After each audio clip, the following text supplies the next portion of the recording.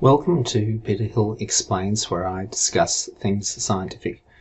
Up to now, there's been about 300. I've produced about 300 podcasts, and the podcast will still be going out. So this will be available as a podcast, available as a transcript, and now as a YouTube. Now, what's going on? Well, I've been training. Well, initially at YouTube, it's taken too long to produce. And then as part of my cardiac rehab, which I'll go into, I've had to increase the ability to speak directly and succinctly without pausing and arrange ideas.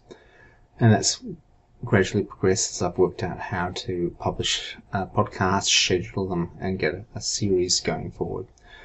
But as I've encountered areas that I want to explain which require diagrams, I'll eventually have to move onto YouTube and actually develop the general confidence going forward.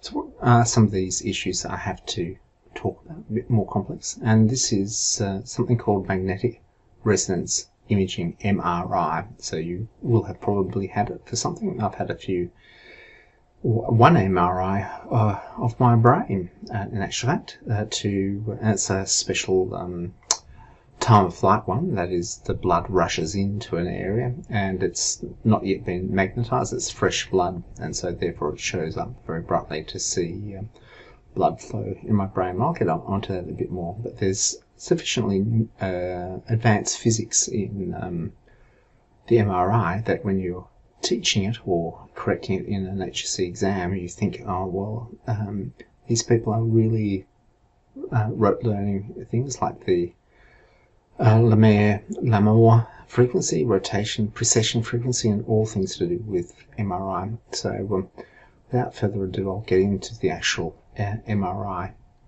idea. So as you would know, MRI relies on having a very large 0.5 to 2 Tesla field. You can get even stronger fields than that.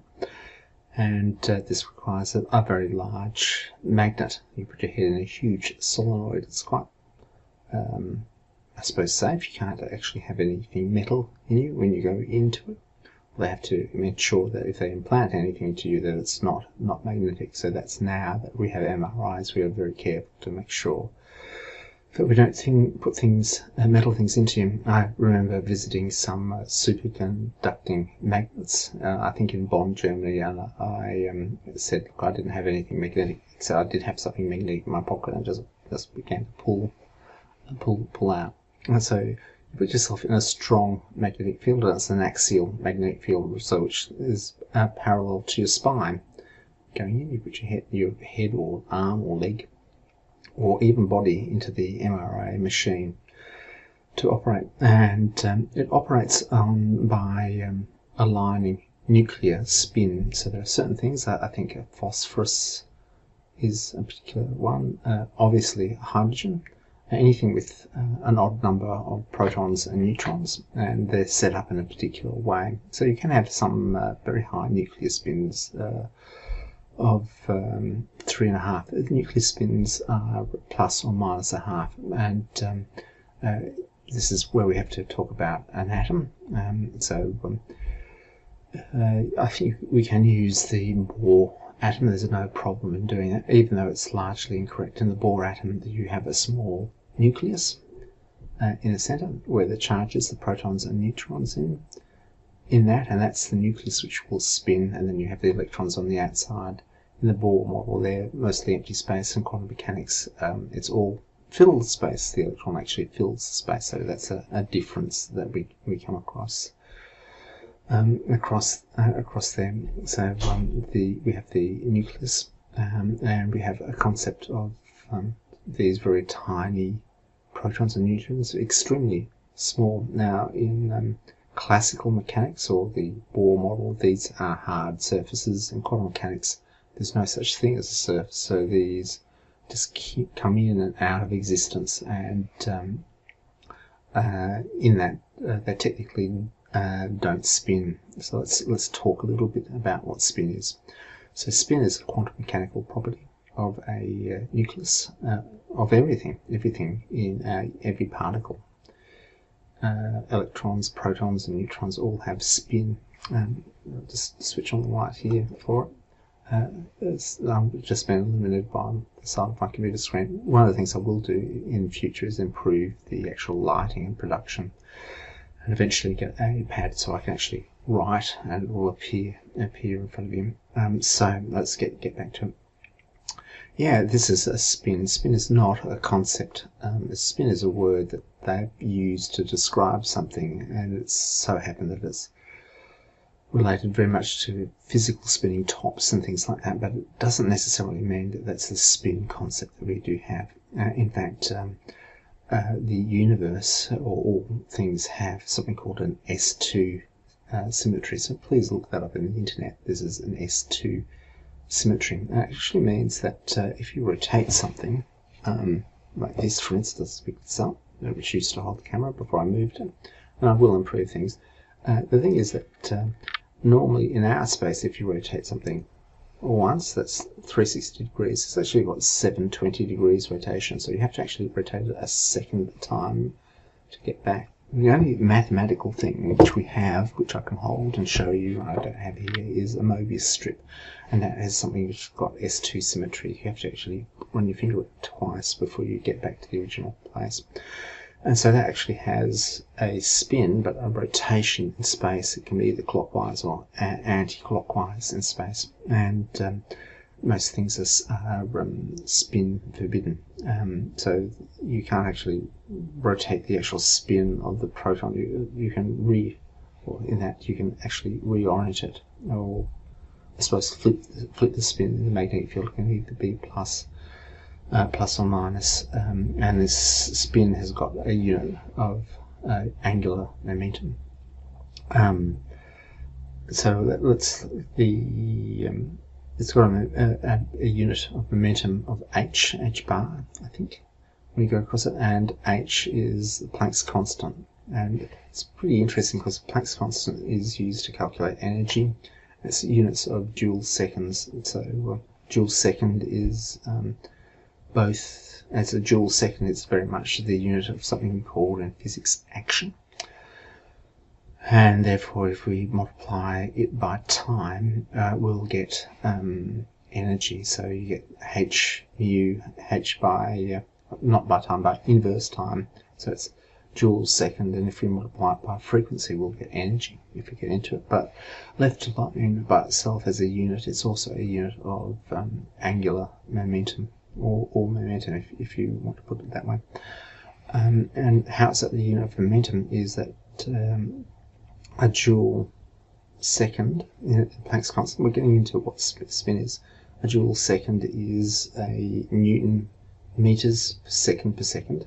A kilogram put in accelerated at 1 meters per second is a joule, and so it's a kilogram meters per second times a second, so that's a kilogram times the velocity, which gives you a momentum. So Planck's constant is a unit of momentum, and indeed the spinning, the rotation of the emission of light is quantized.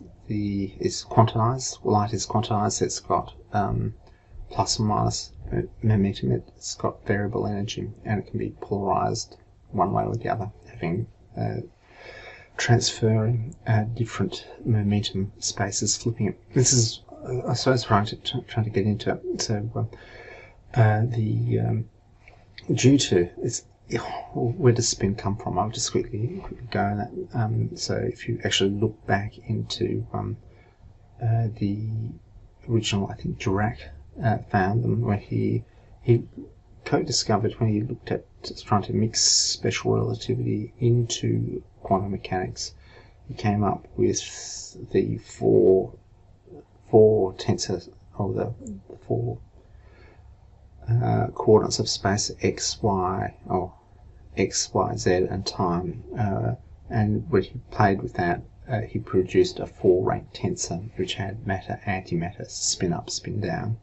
So it's really bound into the actual nature of space, the symmetry, the fact that we are rotation sensitive. So there's no absolute velocity, but there is an absolute rotation, and that's gone into the actual development of spin. So hopefully I've got up on that. I don't know how complicated this is going to be. So you have a proton with a spin, and that proton will, or it's always aligned to a local magnetic field. So whatever the magnetic field is, it is by definition aligned to it, but you make the a really strong magnetic field, and it has to be aligned to it, and it will orbit the magnetic field by the longomere. I can't pronounce it. I can read it, but I very rarely speak to people about rotation frequency. So this will precess like a top with a weight on it. In gravity will precess around the circle. If you spin a top, it will spin very quickly but precess, and there's a bit of physics in how precession, but the rate of precession is this frequency, and if you get the magnetic field strong enough out, you can increase the frequency. So the problem is a low magnetic field is a low frequency, and possibly low, but if you can get high enough up, you can get the frequency up to the radio waves. And if it's radio waves, you can actually use the radio waves to actually locate something down to the wavelengths of radio waves. So that's why you use it. So if you use a lower magnetic field, you have to use a lower frequency, and there's a whole series of things you lose. Your MRI becomes blurry. So the strong magnetic field is related to the precision of it and the frequency that you use. And so the entire thing is that your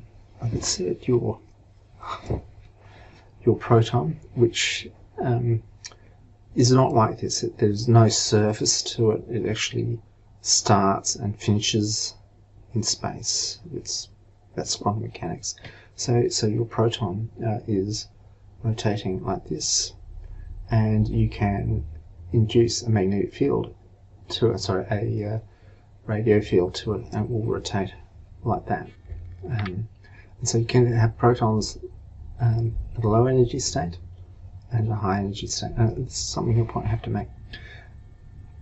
No matter how hard you hit these states like this, part of the Einstein's equations, the stimulated emission and absorption equation, absorption is hitting it like this, and it will go to that state, and stimulated emission, the same light will actually flick it up there. So if you hit it really hard, what will happen is that you, at the hardest you hit it, they're not all going to go like that, because the same radiation which hits it to go between those two energy levels, and again I haven't really described what energy levels will do the opposite like that, and this is something which is missing in all the descriptions that I have seen.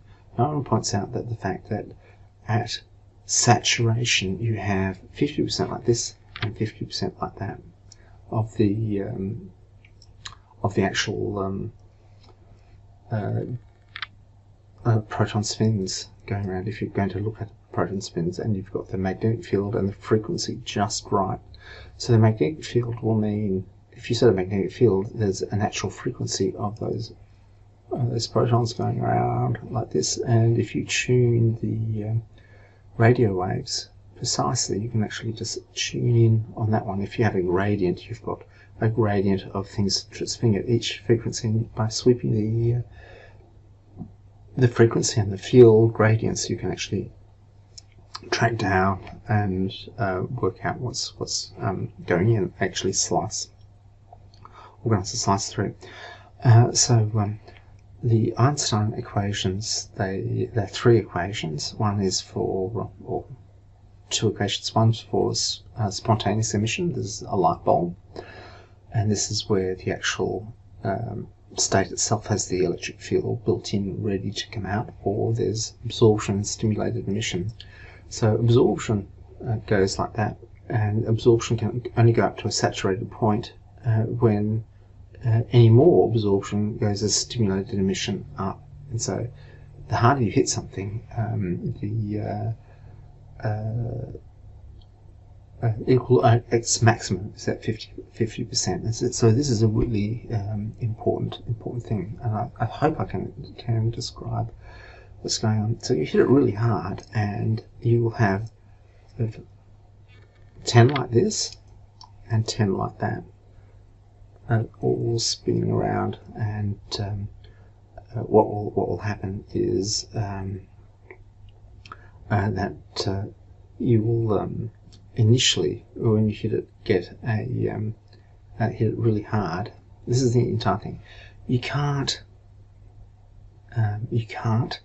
stimulate it and measure it at the same time. If you try and measure it while you are pumping it through, so the signal from a tiny piece of your body is not going to be anywhere near the signal going in to build it. So your initial signal will be enormously strong and will swamp any signal from you coming out. So there's the radio wave which pumps out is the same transmission antenna is the receiving antenna, so it can't transmit and receive at the same time. So that's the important thing. So while the radio wave's on, it's not working at all, and so the important thing is that you can get 50% this way and 50% that way. I should say, with a powerful laser beam into any liquid, you can actually pack up the power so much that it will actually go through, stop absorbing, and actually go out through the other side, because absorption can only go so much before you get stimulated emission back. Okay, this is an important thing. So you've got your first pulse, which is I've forgotten it. There's T T exciting, I think it is. T repetition it is. That's right, T repetition. So T repetition is you do this experiment and you want to keep on doing it, and then the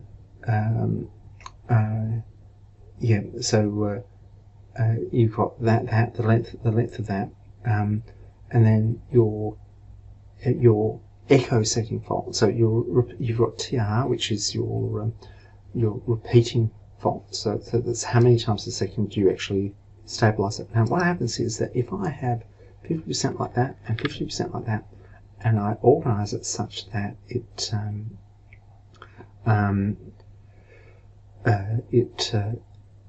is like that, it will actually produce a net vector, one like that way and one like that way in that direction, and it will start to, as a net vector, if everything's synchronized and put together, will start to orbit like that. This is not an actual vector, this is the net vector. And so that net vector will appear to, over time, as things naturally relax to the top of the state, will appear to go like that. But this is not a real spin. So people think somehow that the MRI field can actually spin, break the laws of quantum mechanics, and actually move the spin down to zero. But really the spin, depending on its precession axis, is, say, 80 degrees and minus 80 degrees.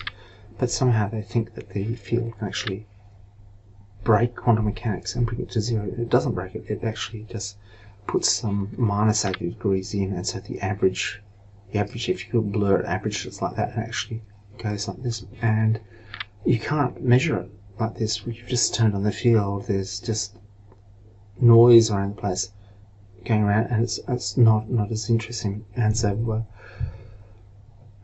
what happens is that it goes around like this. I can't quite do it. It goes around, and different ones, they begin to spread out, going at different speeds. And so this one disappears. It spins around, but then eventually 50% get out of phase, and it quickly disappears into a whole blur. But there's a recipe for how it's done. And so they do the next pulse, the echo pulse. So what's happened here is I have, and it's the most incredible piece of physics. So the first pulse is actually put 50% like that, and then it's spinning around like this, and it's spreading out. And then what happens is it's all spread out, and it's traveling at different speeds. And then what happens is that the echo pulse lifts it up and turns it around 180 degrees. And so what happens is that time reverses the spreading of this pulse. And so what will happen is a time afterwards, equal to the time that you space at the time afterwards, because the time between your repetition pulse and your echo pulse is the time it's had to spread out. And then when you flip it back over, it's flipped out, and what will happen is it will keep these vectors. I don't understand why people don't explain it like this. These vectors will rotate. They're spread out. They're rotated, so the fast one is now put behind, and the slow one is now put in front. The slow one won't go as fast as it goes around, and the slow one will go faster, and the fast one will go slow because they've been time reversed. And so what happens is that they will then catch up again, because the stuff that has spread them has been time reversed, or their positions have been, the fact that they've gone behind, the ones that slowed up has been put ahead. So imagine you've got several, you're running at the race. This is a way of saying you're running on a race, and you've got the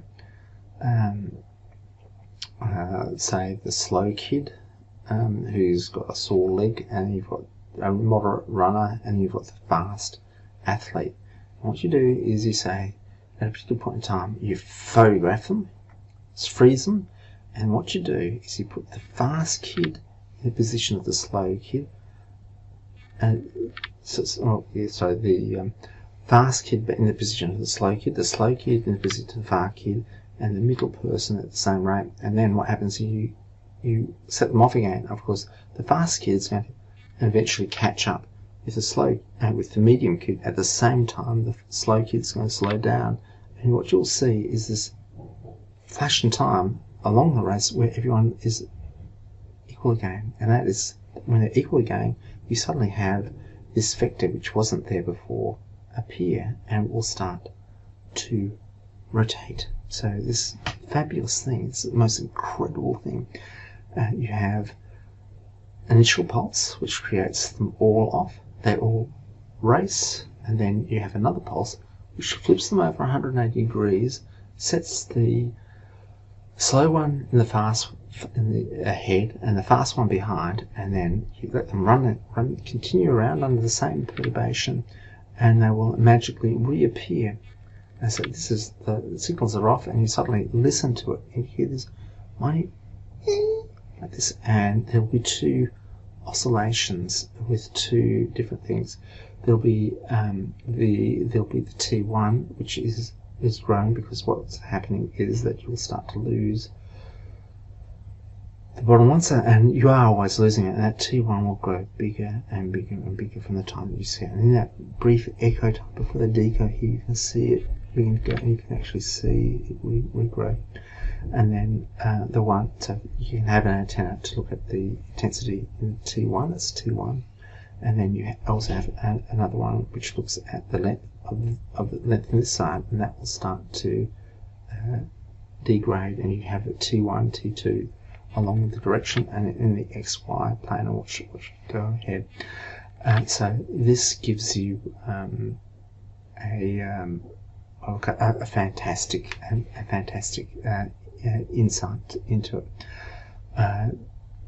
There's I suppose I'll have to go in and talk more about the different types of MRI. There's that which tells you the actual condition of the component. So it tells you the actual whether it's fat or water. It depends which is brighter or darker in terms of which has a strong decay rate and a slow decay rate.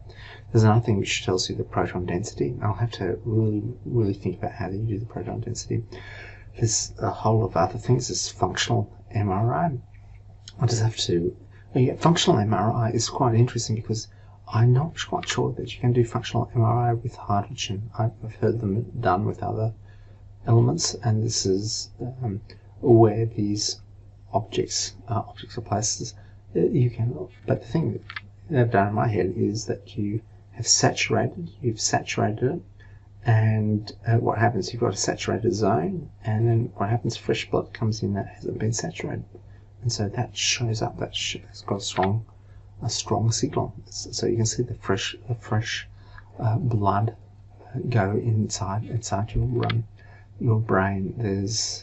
So you've got the functional you've got that. You've also got the ability, which I think is rather good, is to actually measure the temperature and the orientation, and then use destructive ultrasound. So you can use ultrasound, a large ultrasound array, focusing in. So it's a few watts here and here, and it's all focusing down into a tiny, tiny little point. So you can actually cook a point and actually watch your ultrasound cooking in live time. It's a fantastic thing. There seems several barriers. One is the barrier of understanding spin, which is a fundamental thing for two universes. We have two spin up and spin down universe overimposed ourselves, and the spin of subatomic particles. Subatomic particles, electrons. They're not spin as we understand it. In fact, the spin actually adds on to traditional spin that we tend to understand of angular momentum. I just have to think. So there's the misunderstanding about spin.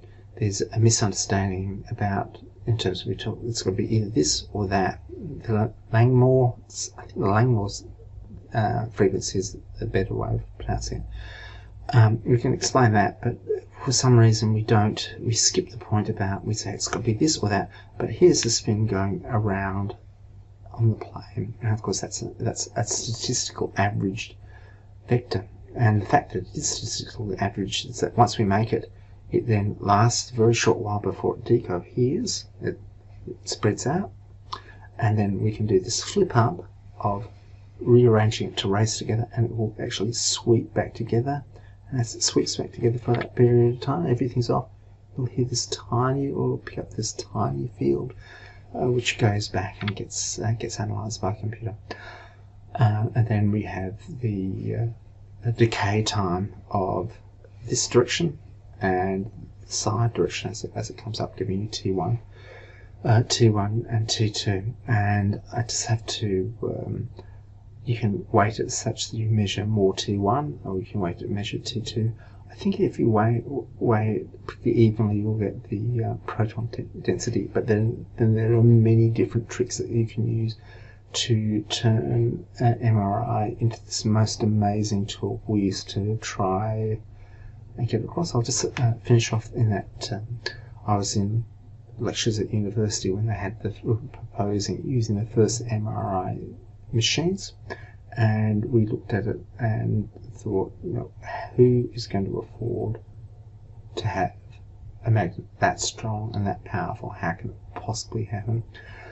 And I remember I think my lecturer afterwards saying, don't worry, there will only be ever 2 or 3 of these machines on the planet, and none of them will be in Australia. And now they're in every suburb.